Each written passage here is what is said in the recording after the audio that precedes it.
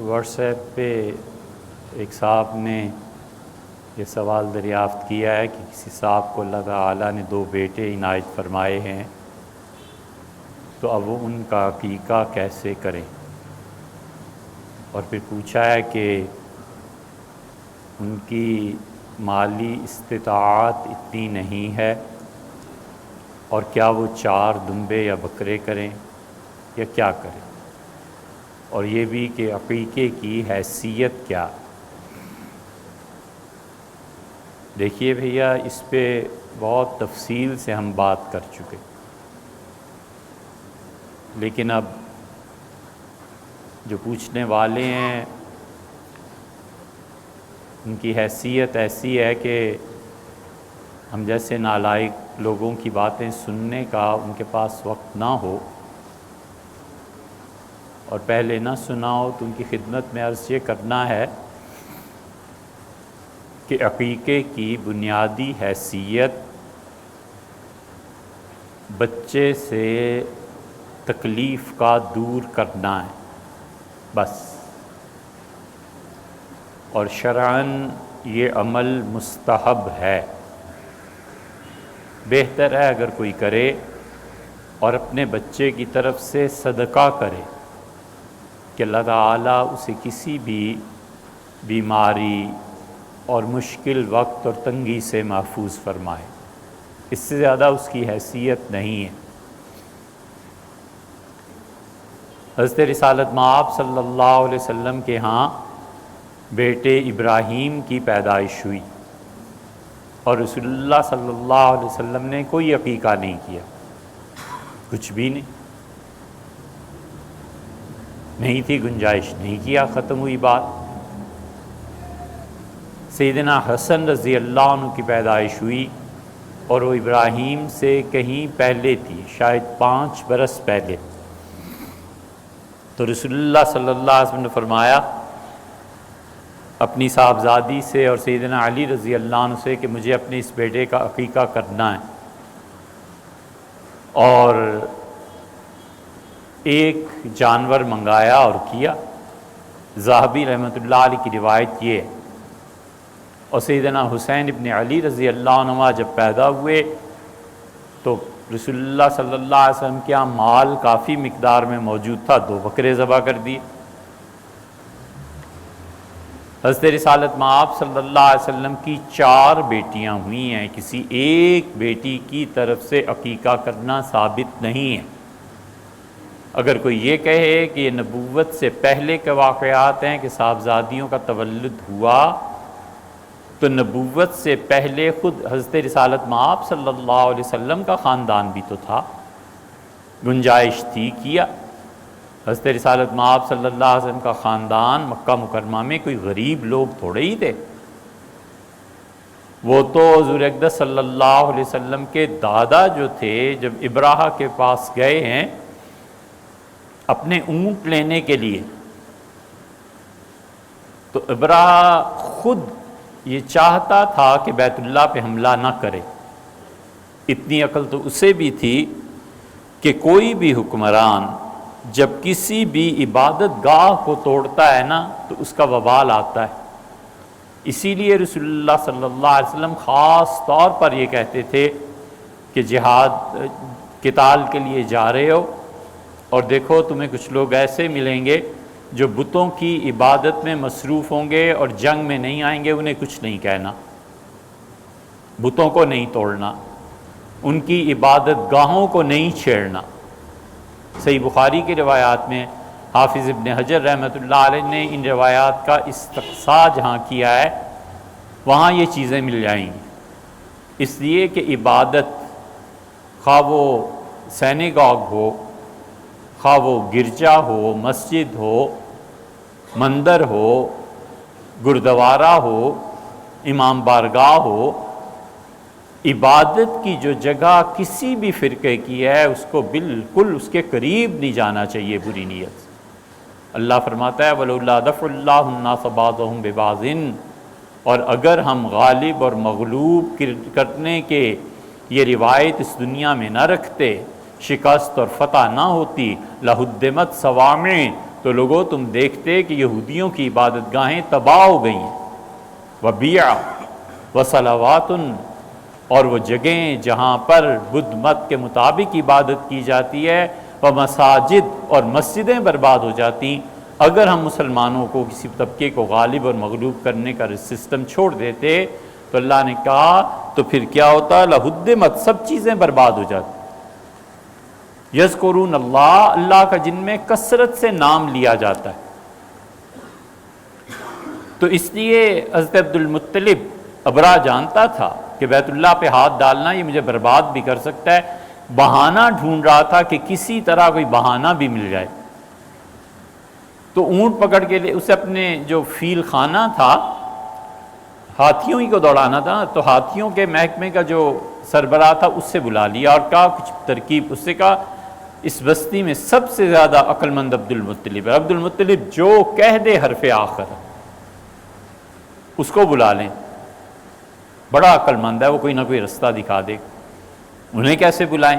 اب عبد المطلب کو ڈائریکٹ بلانے کا تو مطلب یہ ہے کہ ہم مذاکرات کر رہے ہیں، ابراہ یہ بھی نہیں چاہتا تھا، تو اس نے بھی عقل مندی سے کام کیا، اس نے کہا جاؤ ان کے اونٹ پکڑ لاؤ۔ تو جو اونٹ پکڑ کے لائے تو حضرت عبد المطلب تشریف لے آئے خود، اور انہوں نے ابراہ سے کہا کہ میں حاضر ہوا ہوں، آپ کے فوجی اونٹ پکڑ کے لے گئے، مجھے اونٹ واپس کر دیں۔ اس نے کہا عبد المطلب اب مذاکرات چاہتا تھا نا، تو اس نے کہا اگر میں اپنے تخت سے نیچے اتر کے آؤں تو یہ میری توہین ہے، اور آپ کھڑے رہیں اور بات کرتے رہیں یہ آپ کی توہین ہے۔ تو ایسے کرتے ہیں، حکم دیا قالین بچھاؤ، تو زبردست قالین بچھا کے اس کا ایسے کرتے ہیں، دونوں بیٹھتے ہیں اس پہ اور گفتگو کرتے ہیں۔ قالین کے جب تکیے رکھے گئے تو تکیے لگا کے حضرت عبد المطلب نے سادہ سا جملہ کہا، انہوں نے کہا مجھے اپنے اونٹ چاہیے، 200 اونٹ میرے پکڑ کے لے آئے۔ تو 200 اونٹ مکہ مکرمہ جیسے چھوٹے سے شہر میں کسی کا ہونا متمول نہیں تھے تو اور کیا تھے، بہت پیسہ تھا رسول اللہ صلی اللہ علیہ وسلم کے خاندان میں۔ اسی لیے انبیاء علیہ الصلوۃ والسلام غریب لوگوں میں، غریب خاندانوں میں نہیں بھیجے جاتے۔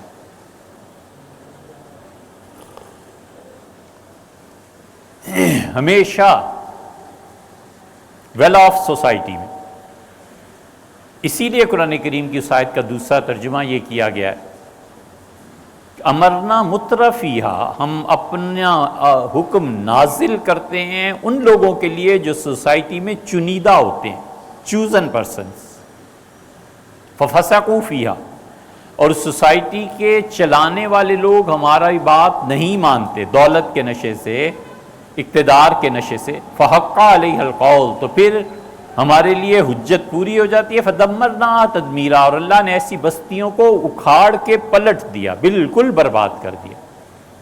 تو حضرت عبد المطلب نے جب 200 اونٹوں کو کہا تو بڑا حیران ہو سکا، میں نے تو آپ کی بڑی عقل کی تعریف سنی تھی، آپ کو اس کی فکر نہیں ہے گھر کی جس کی وجہ سے آپ کی سرداری کا، اور 200 اونٹ۔ تو حضرت عبد المطلب نے کہا ان للبیت ربا سیحبی، اس کا بھی کوئی وارث ہے، وہ خود ہی سنبھال لے گا، میں تو اونٹوں کا وارث ہوں، مجھے 200 اونٹ چاہیے۔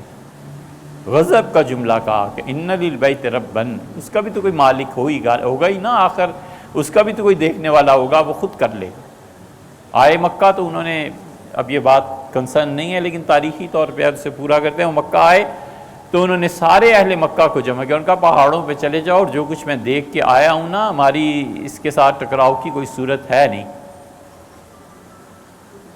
اور دیکھو اللہ کیا کرتا ہے۔ اور پھر وہ گئے بیت اللہ میں چوکھٹ پہ خدا کی، اور کہا کہ دنیا میں ہر کوئی اپنے گھر کی حفاظت کرتا ہے، اور اللہ مکہ میں بسنے والے ہم تیری اولاد ہیں، ہم تیرے ہی بچے ہیں، فمنع ہمارا، اور اللہ آج دن آ گیا ہے تو خود ہی اپنے گھر کو بچا اور اپنی آل کو بھی بچا لے، اگر ہم مارے گئے بے عزت ہوئے تو خدایا اس گھر کا رکھوالا پھر کوئی نہیں رہے گا۔ وہ سیاسی حالات جانتے تھے نا کہ میرے انتقال پہ کیا ہو سکتا ہے، بس پھر ہوا جو کچھ۔ تو حضرت عبد المطلب نے رسول اللہ صلی اللہ علیہ وسلم کا عقیقہ کیا تھا، سرمایہ دار تھے، بہت پیسہ تھا، نبوت ظاہر ہے کہ بعد میں ملی، تو اس لیے کچھ نہیں ہے، عقیقہ مستحب ہے، اور اس کے لیے قرض لینا یہ تو بالکل ہی جائز نہیں، نہ کرے۔ حضرت رسالت مآب صلی اللہ علیہ وسلم نے خود اپنے بیٹے کا نہیں کیا تو اور کسی کا کیا کرتے۔ بہتر چیز ہے، کسی انسان کے پاس ہیں اور اس کے بعد گھرانے کی کنبے کی دعوت کرنا، یہ رسول اللہ صلی اللہ علیہ وسلم نے کیا ہے۔ جب حضرت حسنین کا تولد ہوا ہے رضی اللہ عنہما، تو رسول اللہ صلی اللہ علیہ وسلم نے اپنے کنبے قبیلے کو بلایا اور فرمایا کہ دیکھو اللہ نے مجھے رات بیٹا دیا۔ سیدنا علی رضی اللہ عنہ کو بلایا اور کہا نام ان کا حرب۔ سیدنا علی رضی اللہ عنہ کہتے ہیں حرب نام مجھے بڑا اچھا لگتا تھا۔ جنگ،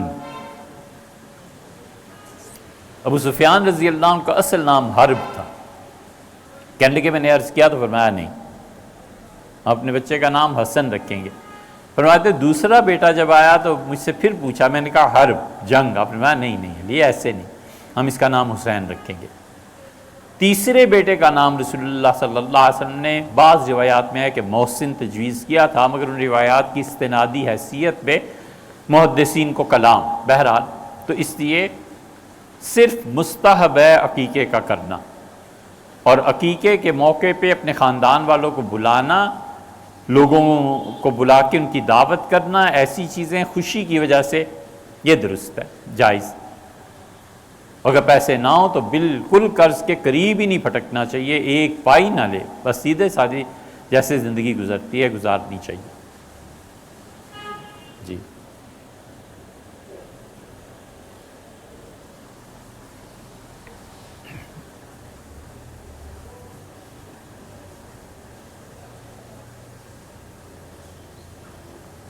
5 تولے سونا،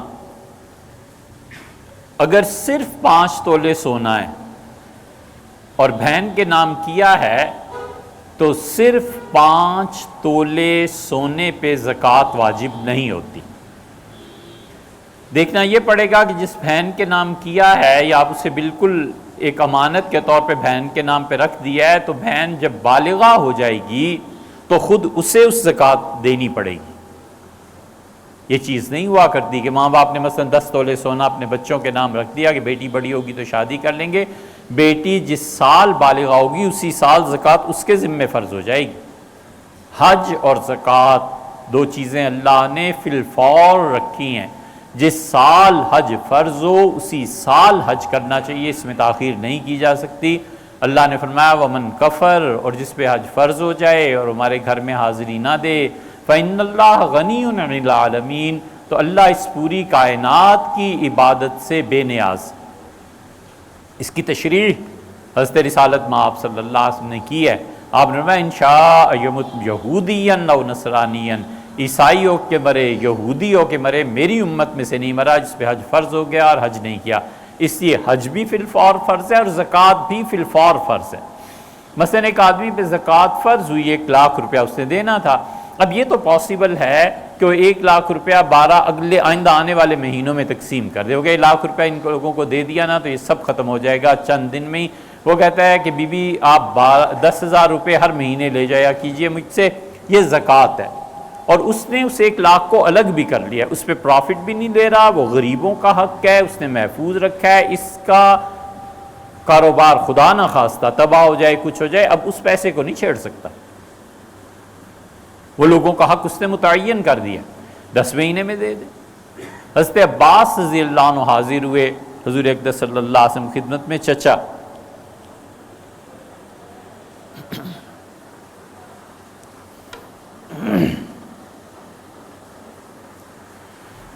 اور جو کچھ عرض کیا اس کا مقصد اتنا سا تھا کہ اللہ کے رسول زندگی کا تو کوئی اعتبار ہے نہیں، تو میں چاہتا ہوں 1 سال کی زکوٰۃ ایڈوانس دے دوں۔ تو رسول اللہ صلی اللہ علیہ وسلم بڑے خوش ہوئے، تو ان پر فرض کر لیجئے کہ 1 لاکھ روپیہ زکوٰۃ بنتی تھی نا، تو اس سال انہوں نے 2 لاکھ روپے زکوٰۃ ایک مرتبہ ادا کر دی۔ اب 1 سال کا ایڈوانس ان کا پوری عمر چلتا رہا، جب ان کی وفات ہوئی ہے تو اس وقت وہ اگلے 1 سال کی زکوٰۃ بھی دے چکے تھے۔ یہ صورتیں جائز، مگر 5 تولے سونا جو رکھا ہوا ہے، بچی ہے لہٰذا اس پہ کوئی زکوٰۃ نہیں، مگر جب وہ بڑی ہو جائے گی، جب وہ بالغہ ہو جائے گی تو 5 تولے کی زکوٰۃ وہ ادا کرے گی، زکوٰۃ سے نہیں بچا جا سکتا۔ اللہ نے فرمایا ہے ہم نے یہ پیسہ اس لیے رکھا ہے کہ لا یکون دولۃ بین الاغنیاء منکم، تم میں سے جو سرمایہ دار لوگ ہیں چند ہاتھ سرمایہ کے مالک نہ بن جائیں، سرکولیشن آف منی یہ ہونا چاہیے، اسی لیے وراثت کو بھی خدا نے رکھا ہے اسی لیے پاکستان میں جو قانون بنا تھا شاید 87 میں 88 میں، جب بھی وہ بنا تھا وہ امپلیکیبل ہو اور نافذ ہو جائے تو کسی شخص کے پاس اس کا سرمایہ چند سالوں کے علاوہ باقی رہ ہی نہیں سکتا، وہ خود بخود سرکولیشن میں اتنا آ جائے گا کہ وہ اس نظام کو آخر قیامت تک اللہ نے رکھنا تھا کہ نہیں رکھنا تھا۔ تو اللہ سے زیادہ کون حکیم تھا جس نے سال میں کئی مرتبہ فرض قرار دے دیا، مثلا یہ فرض قرار دے دیا کہ لوگ فطرانے کا صدقہ ادا کریں، حتیٰ کہ جو بچہ اس صبح پیدا ہوا ہے اس کا بھی صدقہ ادا کیا جائے گا فطرانہ۔ زکوٰۃ کا نظام خدا نے مرتب کر دیا کہ زکوٰۃ اتنی دینی ہے۔ خراج اور عشر کا نظام سیدنا عمر رضی اللہ عنہ نے نہایت خوبصورتی سے اس نظام کو چلایا، اتنی خوبصورتی سے کہ خود حضرت رسالت پناہ صلی اللہ علیہ وسلم کے دور میں، یہ فکرہ پورا کرنا ہے غور سے، ایسے نہ ہو کہ کوئی الزام لگائے، حضرت رسالت مآب صلی اللہ علیہ وسلم کے دور میں بعض انتظامی وجوہ کی بنیاد پر اتنی اچھی طرح نافذ نہیں ہو سکا تھا جتنا سیدنا عمر رضی اللہ عنہ نافذ کر دی۔ حضرت رسالت مآب صلی اللہ علیہ وسلم نے خیبر کی فتح کے بعد زمین فوج میں تقسیم کر دی تھی نا، سیدنا عمر رضی اللہ عنہ اس نظام کو ہی بدل دیا، انہوں نے کہا بالکل نہیں، ہم فوج کو وہی چیز نہیں دیں گے۔ وہ بحث ہوئی اور اچھی خاصی بحث ہوئی، اتنی بحث ہوئی سیدنا عمر رضی اللہ عنہ جیسے آدمی کو چپ کرا دیا، انہوں نے کہا امیر المومنین ہرگز نہیں۔ آپ نے فرمایا پھر فوج کی اولادیں کیا کریں گی؟ انہوں نے کہا جن کے آباء و اجداد نے خون دیا ہے وہ انہی کی وراثت میں جائے گا۔ سیدنا عمر رضی اللہ عنہ نے کہا سوسائٹی میں ایسے طبقے کو جنم دے رہے ہو جس نے کبھی اللہ کی راہ میں ایک قطرہ نہیں بہایا اور ایک پائی خرچ نہیں کی، اور محض تمہاری اولاد کی وجہ سے وہ ساری چیزیں منتقل ہوگی، میں تو نہیں مانتا۔ یہ اکانومی تھی، اکانومسٹ سیدنا عمر رضی اللہ عنہ کو اس حساب سے کوئی پڑھے تو پتہ چلے اب تک کسی زبان میں سیدنا عمر رضی اللہ عنہ کی سوانح کسی نے نہیں لکھی، کسی نے نہیں لکھی، اب تک محتاج ہے امت کے امیر المومنین رضی اللہ عنہ کی سوانح کوئی لکھے کہ بندہ تھا کیا۔ جیسے حضرت رسالت پناہ صلی اللہ علیہ وسلم کی سیرت ہے نا، اس طرح وہ ہیرا ہشت پہلو تھا۔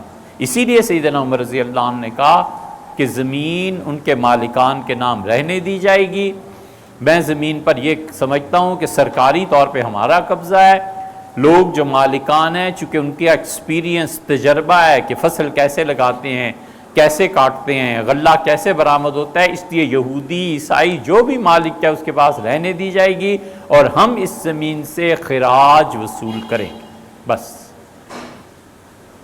انہوں نے کمال کی بات فرمایا تم کیا سمجھتے ہو عبد الرحمن، تم اتنا اصرار کر رہے ہو کہ فوج کو زمین دے دیں، میں اسلامی حکومت کے ہر شہر میں فوج کا ایک بہت بڑا حصہ رکھنا چاہتا ہوں، یعنی ہر شہر کے ساتھ ایک چھاونی صدر بنانا چاہتا ہوں، اس کے اخراجات کون اٹھائے گا؟ فرمایا تمہیں پتہ نہیں ہے کہ سعد کی ڈیمانڈ بہت ہے، سعد رضی اللہ عنہ ظاہر ہے کہ جنرل تھے تو ڈیمانڈ کرتے رہتے تھے، پیسے کی، فوج کی، گھوڑوں کی، خوراک کی، اس کی۔ فرمایا وہ جو ضروریات مانگ رہا ہے اسے کون پورا کرے گا؟ فرمایا اور مسلمانوں کے لیے جو مجھے مدرسے بنانے ہیں، سکولز، یہ کہاں سے آئیں گے؟ اور ہر سکول کے ساتھ سیدنا عمر رضی اللہ عنہ کہتے تھے سوئمنگ پول بناؤ، وہ کہتے تھے سوئمنگ پول کے علاوہ بچوں کا کوئی مدرسہ ہماری اسٹیٹ میں نہیں چلے گا۔ اسی لیے تو صحابہ کرام رضی اللہ عنہ کہتے ہیں کہ ہم جس لڑکے میں دو خوبیاں دیکھتے تھے، ایک اس کی تیر اندازی زبردست ہوتی تھی اور ایک وہ بیسٹ سوئمر ہوتا تھا، ہم اٹھا کے رسول اللہ صلی اللہ علیہ وسلم کے پاس لے جاتے تھے تاکہ اللہ کے رسول اس کی وجہ سے ہم سے خوش ہو جائیں، تو رسول اللہ صلی اللہ علیہ وسلم قدر کرتے، اسی لیے تو رسول اللہ صلی اللہ علیہ وسلم خود ساری زندگی تیراکی کرتے رہے، سوئمنگ کرتے رہے۔ کتنے ہیں ہم میں سے جو سوئمنگ کرتے ہیں؟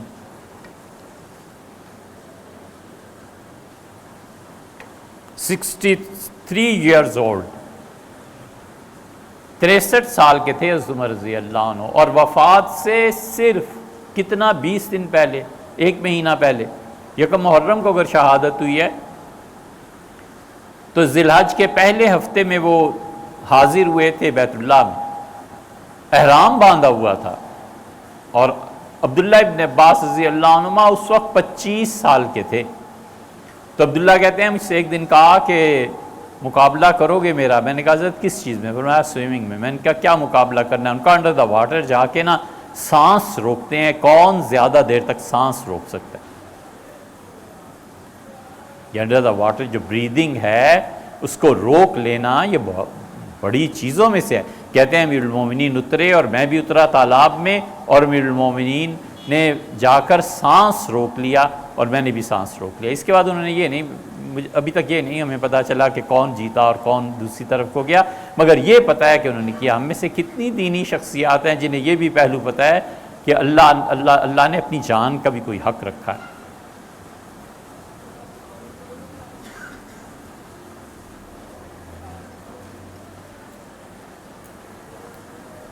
تو اس لیے زکوٰۃ، خراج کسی بھی علاقے میں اگر سکول نہیں ہے تو اس علاقے کے جو سرمایہ دار ہیں جبراً اس سے پیسہ وصول کیا جائے، سکول بنایا جائے، پل بنائی جائے، روڈ بنائی جائے، اور حکومت کے سامنے دو راستے ہیں، اتنا ہی پیسہ واپس کرے بشرطے کہ مارکیٹ میں انفلیشن نہ ہو رہی ہو، افراط زر نہ ہو رہا ہو، اور دوسری صورت یہ ہے کہ گورنمنٹ دیکھے ہم 10 سال بعد پیسہ واپس کر رہے ہیں، 10 سال میں ریٹس میں سونے پہ کتنا فرق پڑا ہے، اور اس کو بڑھا کے سود کے طور پہ نہیں، اپنی طرف سے گفٹ کرے اس کو کہ آپ کا پیسہ ہم نے لیا تھا اور ہم نے پبلک کی سہولت کے لیے یہ راستہ بنا دیا ہے، پل بنا دیا ہے، روڈ بنا دیا ہے، کوئی چیز بنا دی ہے، یہ لیجیے آپ کا پیسہ بھی واپس ہے اور یہ بھی واپس ہے۔ یہ سارا اسلام نے ہی سکھایا ہے۔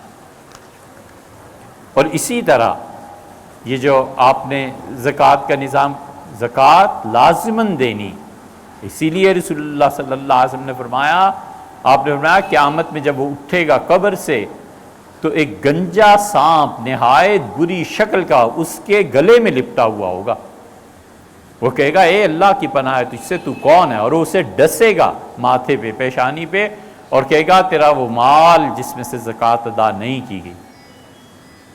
اللہ قرآن میں کہتا ہے یکنزون الذھب والفضہ، اور وہ سونے اور چاندی کو جمع کر کے رکھتے ہیں، ولا ينفقونها فی سبیل اللہ، اور میری راہ میں وہ خرچ کرنے سے گریز کرتے ہیں، زکوٰۃ نہیں دیتے، فتقویٰ بہا جباہہم وجنوبہم وظہورہم، قیامت کے دن اس سونے اور چاندی کو ہم پگھلنے کا حکم دیں گے، وہ پگھلایا جائے گا، اور اس کی مہریں، مہر لگا دیتے ہیں نا پچھلے زمانے میں مجرم کے ہاتھ پہ۔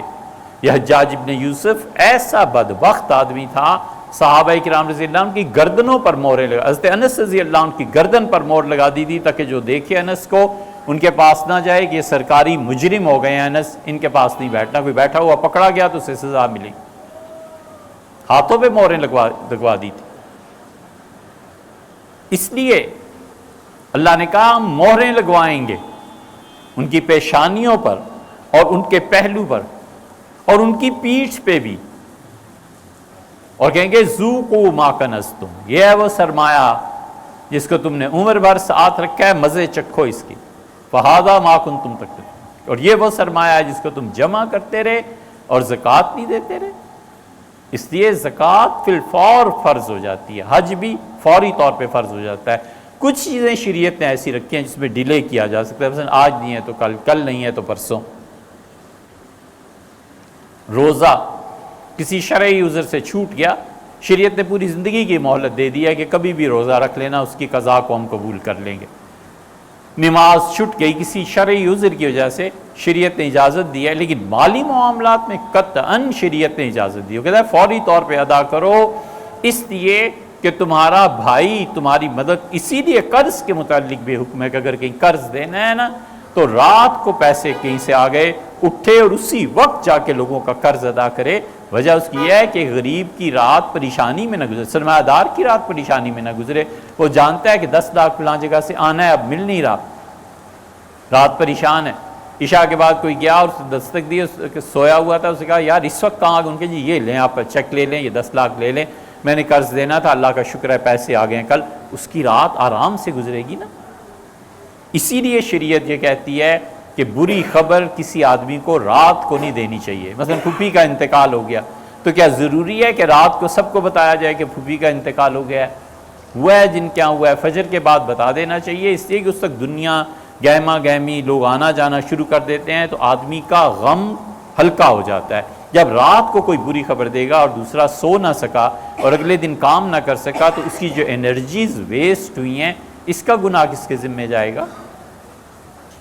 اسی لیے شریعت کہتی ہے کہ 3 دن کے بعد کوئی تعزیت نہیں، مت کھرچو اس کے، جس نے جنازہ پڑھ لیا اب کوئی تعزیت نہیں ہے، گھر جاؤ اپنے، مت اس کے زخم کو مندمل ہونے دو، کھرچتے ہو بار بار اس کرنٹ کو جو زخم پہ لگ گیا، الا یہ کہ شرعی کوئی عذر ہو، مثلا کسی دوسرے شہر سے آیا ہے وغیرہ وغیرہ، ادروائز شریعت کہتی ہے بس 3 دن ہو گیا، اٹھو اور کام کرو۔ حضرت جعفر رضی اللہ عنہ جب شہید ہوئے ہیں تو رسول اللہ صلی اللہ علیہ وسلم یہی کیا تھا کہ نبی کریم صلی اللہ علیہ وسلم ان کے گھر تشریف لے گئے، اس دن مسجد نبوی میں بیٹھے ہوئے تھے، کوئی چیز نہیں تھی۔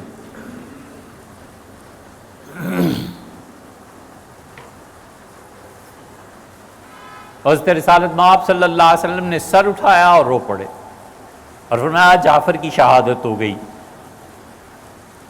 پھر فرمایا عبداللہ ابن رواحہ کی شہادت ہو گئی، پھر فرمایا اللہ کے ایک ایسے بندے نے جھنڈا تھام لیا ہے جو خدا کی تلواروں میں سے ایک تلوار ہے، اور اٹھے اور جلدی سے حضرت جعفر رضی اللہ عنہ کے گھر گئے اور جا کر ان کے بچوں کو اپنے ساتھ چمٹا لیا۔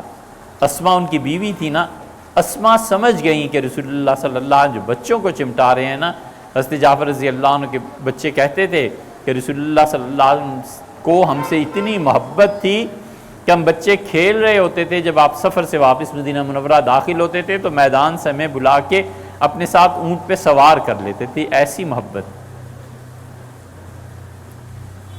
تو اسما سمجھ گئیں، انہوں نے کہا اللہ کے رسول میرے شوہر جعفر کو تو نہیں کچھ ہو گیا؟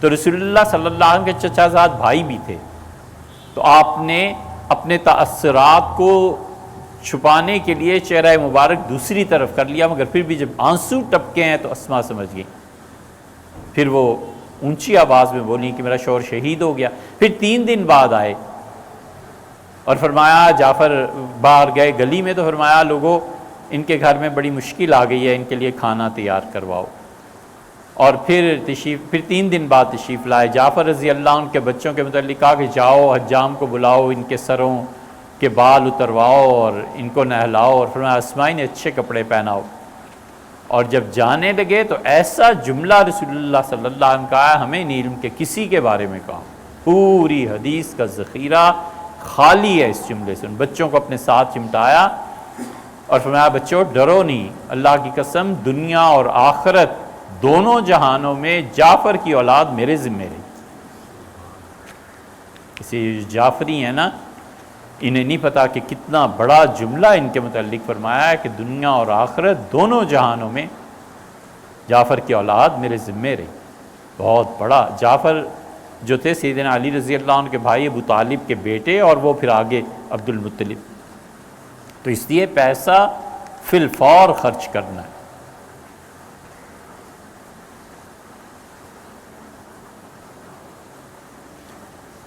یہ جو آپ نے فرمایا ہے نا کہ اچھا جن چیزوں کو ہم نے اپنے ہاتھوں سے بنایا، بے ایدینا کا لفظ قرآن میں آیا ہے، سوال تو ایک ہے لیکن اس میں بھی 3 سوالات پنہاں ہیں۔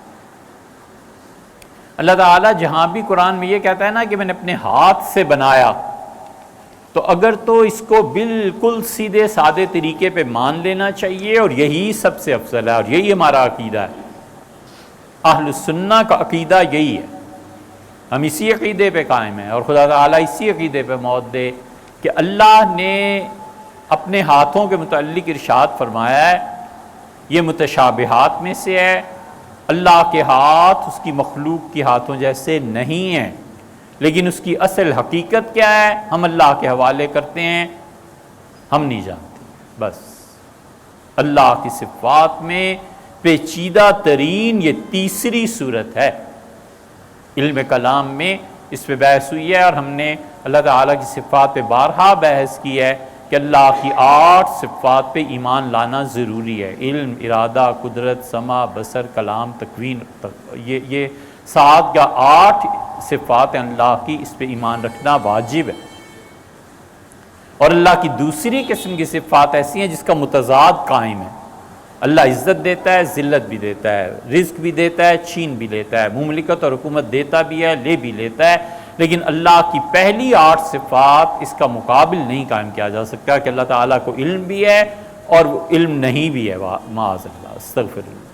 اللہ کو قدرت ہے اور نہیں بھی ہے، ایسی بات نہیں، سوچی بھی نہیں جا سکتی. تیسری قسم کی صفات اللہ کی سب سے زیادہ نازک صفات یہ ہیں جہاں اللہ کہتا ہے کہ وَالْتَفَّتِ السَّاقُ بِالسَّاقِ، اور جس دن پنڈلی پہ پنڈلی چڑھ جائے گی. یوم یکشف عن ساق، اور جس دن ہم اپنی پنڈلی کھول دیں گے. خدا کی پنڈلی کیسی ہے؟ ہم نے کہا گھبرا نہیں، فَإِنَّكَ بِأَعْيُنِنَا، نور تمہاری آنکھوں کے سامنے ہے. اور اللہ قرآن میں ہی کہتا ہے وَالسَّمَاءَ بَنَيْنَاهَا بِأَيْدٍ، اور آسمان کو ہم نے اپنے ہاتھوں سے بنایا ہے. وَإِنَّا لَمُوسِعُونَ، اور ہم نے آسمانوں کو وسیع سے وسیع تر کرتے چلے جا رہے ہیں. اللہ کے ہاتھ کیسے ہیں؟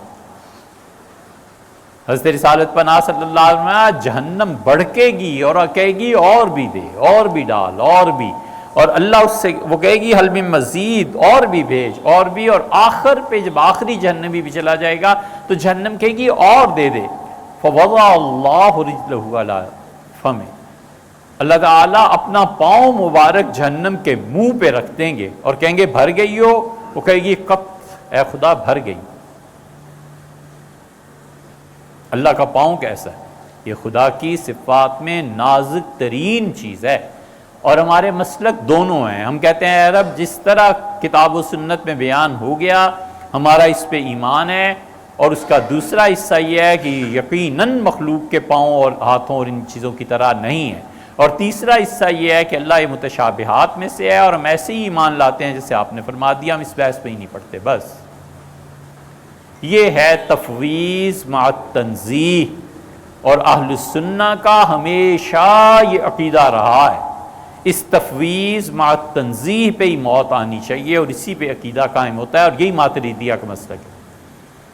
اس کا دوسرا پہلو یہ ہے جو 4ویں-5ویں صدی کے بعد آیا ہے، جب عالم اسلام میں کثرت سے علوم پھیلے اور بڑی بڑی شخصیات پیدا ہوئیں تو انہوں نے اس پہ بحث کی. انہوں نے کہا اللہ کا ہاتھ کیسا ہے بھئی؟ اللہ کی آنکھیں کیسی ہیں؟ اللہ تعالیٰ پاؤں رکھے گا تو پاؤں کیسا ہے؟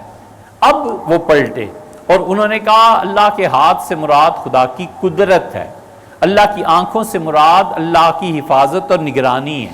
جیسے کہتے ہیں کہ شہر فوج کے ہاتھ میں ہے، اس کا مطلب ہے کہ شہر پہ فوج کی حکومت قائم ہے. جیسے کہتے ہیں کہ میرے بیٹے تو میری آنکھوں کے سامنے گھومتا ہے، تو اس کا مطلب ہے محبت یا اس کی حفاظت کرنا. یہ بھی اہل سنہ کے عقیدے میں ہی ہے. اگر کسی کا یہ عقیدہ ہے تو ہم کہتے ہیں ٹھیک ہے، لیکن اس کے باوجود ہم، یہ عقیدے کا مسئلہ ہے، اس سے کہنے میں کوئی حرج نہیں کہ میں ذاتی طور پہ پہلے ہی مسلک پر قائم ہوں. وہ ماتریدیہ کا مسلک ہے، اللہ اسی پہ زندہ رکھے اور اسی پہ موت دے، اور قیامت میں اللہ اسی عقیدے پہ اٹھائے جو خود خدا کا عقیدہ ہے. خدا کا بھی تو عقیدہ ہے نا کہ حضور صلی اللہ علیہ وسلم خدا کے آخری نبی ہیں. خدا کا بھی تو عقیدہ ہے نا کہ اللہ ایک ہے، تو اللہ اسی عقیدے پہ اٹھائے اور موت دے جو خود اس کا اپنا عقیدہ ہے. اس لیے جو آپ نے پہلا جملہ تحریر فرمایا نا کہ اللہ نے کہا ہم نے اپنے ہاتھوں سے بنایا، اگر ہاتھ ہی مراد لے لیے جائیں تو ہم اس کی تشریح نہیں کر سکتے. یہ متشابہات میں سے ہم ایسے ہی مانتے ہیں جیسے اللہ نے بیان کر دیا. اور اگر اسے ہم کہیں کہ خدا نے اپنی قدرت سے بنایا ہاتھ سے تو بھی ٹھیک ہے، کوئی حرج نہیں ہے. مویشی پیدا کیے تاکہ تم استعمال کرتے ہو. اللہ نے مویشیوں کو پیدا کیا. کون سی چیزیں تھیں جن کو رب العزت نے اپنے ہاتھوں سے بنایا؟ اس کے لیے آسان طریقہ یہ ہے کہ آپ ید کا لفظ نا ہاتھ، یہ آپ لغت میں دیکھیں ڈکشنری میں. اللہ تعالیٰ نے مثلاً حضرت آدم علیہ السلام کے متعلق کہا کہ بیدہ، اللہ نے آدم کو اپنے ہاتھ سے بنایا ہے. بیسٹ پاسبل کریشن جو ہو سکتی تھی اس کائنات میں یہ انسان ہے. لیبنیز کا فلسفہ ہے. اور لیبنیز کو پڑھو. لیبنیز کو گورے بھی اس لیے نہیں پڑھتے کہ بہت مشکل ہے، بہت دقیق ہے. لیبنیز کو پڑھے اور نیتشے کو پڑھے اور ابن عربی کو اور وہاں روم کو اور حضرت مجدد الفسانی رحمۃ اللہ کو، مزہ آتا ہے، پتہ چلتا ہے علم کیا چیز ہے. اس لیے بیسٹ پاسبل کریشن یہ اس کا نظریہ ہے. اور کانٹ کے جو نظریات ہیں اس کو پڑھے آدمی تو پتہ چلتا ہے کہ دنیا میں ان لوگوں نے نظریات سے کیا امپائرز قائم کی ہیں. اور انہی میں سے ایک ہے کہ اللہ نے اپنے ہاتھوں سے بنایا، اللہ نے اپنی قدرت سے. آدم علیہ السلام کے متعلق ہے کہ اللہ نے اسے اپنے ہاتھ سے بنایا ایک چیز. جانوروں کے متعلق ہے کہ اللہ نے فرمایا میں نے انہیں اپنے ہاتھوں سے بنایا. اللہ نے ابتدا میں گائے پیدا کر دی اور اس کا مذکر پیدا کر دیا، اس سے دنیا میں سلسلہ جاری ہو گیا. اللہ تعالیٰ نے بیج دے دیے گندم کا، اور گندم کے بیج نے دنیا میں پرورش پائی اور چل پڑے. اللہ تعالیٰ نے مرغی اور مرغے کو پیدا فرمایا اور اس سے انڈا، اور پھر آگے اس کی نسل کی افزائش ہو گئی. اللہ نے پہلے نبی کو جو بھیجا تھا علیہ الصلوۃ والسلام، زندگی میں جتنی چیزیں کام کرنے اور اپنی حفاظت کی تھیں سب سمیت بھیجا تھا. کبھی ایسے نہیں ہوا کہ انسان ننگ دھڑنگ تھا اور غاروں میں بستا تھا اور یہ ہوتا تھا وہ ہوتا تھا. جو بھی یہ کہتے ہیں نا وہ درمیان کی کسی کڑی تک پہنچا ہے. اسی لیے اسپیشیز یہ پڑھنے کی چیز ہے. ہمیں آج تک صرف 3 آدمی ملے جنہوں نے اسپیشیز پڑھی تھی. چوتھا مسلمان کوئی نہیں ملا آج تک. یہ سارے کہتے ہیں نا کہ ڈارون کی تھیوری یہ ہے کہ انسان بندر سے پیدا ہوا، یہ ہوا یہ ہوا. وہ جو کچھ ڈارون نے لکھا یار اسے پڑھا ہے کسی نے؟ ڈارون نے یہ کہا ہے کہ ہم بندر کی اولاد ہیں؟ پڑھا ہے نا اگر کہیں تو اس پیراگراف کو ہمارے سامنے لے آئیے گا کہ یہ اس نے لکھا ہے. اسے کیا لکھا ہے وہ پڑھنے سے تعلق رکھتا ہے. لیکن ہر کوئی لگا ہوا ہے بندر کی اولاد. یار ڈارون نے لکھا ہو اسپیشیز میں تو آپ پڑھیں نا. اسپیشیز کون ہے جس سے پوری پڑھی ہے؟ نیوٹن کی کتاب ہے، کسی نے پڑھی ہے؟ پڑھتے تو ہیں نہیں، جو سن لیا کسی سے چلا دیا. بغداد تباہ ہوا تو اس بات پہ بحث ہو رہی تھی کہ سوئی کی نوک پہ کتنے فرشتے بیٹھتے ہیں. یہ کہاں لکھا ہے یار؟ ہمیں بھی دکھانا کبھی. بغداد میں علماء یہ بحث کر رہے تھے. اور آئندہ مورخ یہ لکھے گا کہ جب لاہور میں دھماکے ہو رہے تھے اور پاکستان میں 200 افراد بچے مر رہے تھے، اس وقت پاکستان میں یہ فلم ریلیز ہو رہی تھی، اور اس وقت پاکستان میں فلاں سٹیج ایکٹر یہ ڈرامے کر رہے تھے، اور کھلاڑی اس وقت لاہور میں کرکٹ کی داد دے رہے تھے اس لیے کہ اتنے بچے مر گئے. یہ دوسرا پہلو، شرم نہیں آتی؟ صرف علماء پہ کہاں لکھا ہے سوئی کی؟ یہ اسی طرح کی چیزیں ہیں میرے بھائی. اسپیشیز کس نے پڑھی ہے؟ نہیں پڑھی. پڑھ کے بتاؤ نا کہاں اس نے لکھا ہے. دنیا میں ایسا علاقہ بھی پایا جاتا ہے جہاں مچھلیاں اندھی ہوتی ہیں، اور مچھلیوں کے اندھے ہونے کی وجہ وہاں پر چونے کے پہاڑ ہیں. وہ نسل در نسل ہوتے ہوتے مچھلیاں دیکھ نہیں سکتی تھیں، ڈارکنیس اندھیرا تھا پورا، ہوتے ہوتے ان کی آنکھیں مٹتی چلی گئیں، حتیٰ کہ آنکھوں کے نشان باقی رہ گئے ہیں، لوگوں نے دیکھا ہے. یہ وہ چیزیں ہیں جو ڈارون بھی اس کو ثابت کرتا ہے، اور دیکھنے کی چیزیں ہیں. یہ پڑھ کے پھر کوئی بات کی جائے. اس لیے اللہ نے آدم علیہ السلام کو فرمایا میں نے اپنے ہاتھوں سے پیدا کیا. جانوروں کو اللہ نے پیدا کیا، آسمانوں کو اللہ تعالیٰ نے پیدا فرمایا، اور کام اسے بھی وسیع کرنے والے ہیں. زمین کے متعلق بھی ہے کہ اللہ نے زمین کو پیدا کیا. اللہ تعالیٰ نے فرمایا پھر ہم نے اس میں قوتیں رکھی، یہ جتنی چیزیں ہیں، پوٹیشیم ہے وغیرہ وغیرہ، آئرن ہے، جو بھی آپ گن سکتے ہیں، سب چیزیں اللہ نے کہا ہم نے 2 دن میں پھر اسے رکھی. سواء للسائلین، جو اس کائنات پر تحقیق کرنا چاہتے ہیں یہ ہم جواب دے رہے ہیں. ہم نے کاش کوئی مسلمان سائنٹسٹ ہوتا اور تحقیق کرتا کہ خدا کی مراد 2 دنوں سے کیا تھی، کتنے ٹائم میں یہ کریشن ہوئی تھی. کہاں ہے؟ اللہ نے فرمایا پھر اس کے بعد 2 دن میں ہم نے آسمانوں کو پیدا کیا، اور اللہ نے کہا 6 دن میں ہم نے اس کائنات کی تخلیق مکمل کی۔ وہ دیکھا ہے وہ گورا، وہ جو کہتا تھا نا کہ بلیک ہول میں پوری دنیا جا رہی ہے، خدا نے جواب دیا یا نہیں دیا؟ مرنے سے کچھ دیر پہلے اسے رسپانس آ گیا کہ بلیک ہول سے کچھ چیزیں باہر بھی آتی ہیں، صرف اندر ہی نہیں جاتی۔ اللہ نے اس گورے کی ایک کاوش کو، کوشش کو ادھورا نہیں رہنے دیا۔ خدا اپنے بندوں کے ساتھ ایسا مہربان ہے، جواب دے دیا کہ تمہارا تھیوری غلط ہے بھئی، تم جو کہتے ہو جو چیز جاتی ہے فنا ہو جاتی ہے، ہم تمہیں بتاتے ہیں کچھ چیزیں باہر بھی آ جاتی ہیں، اور وہ مر گیا۔ اب اس پہ بحث کرے۔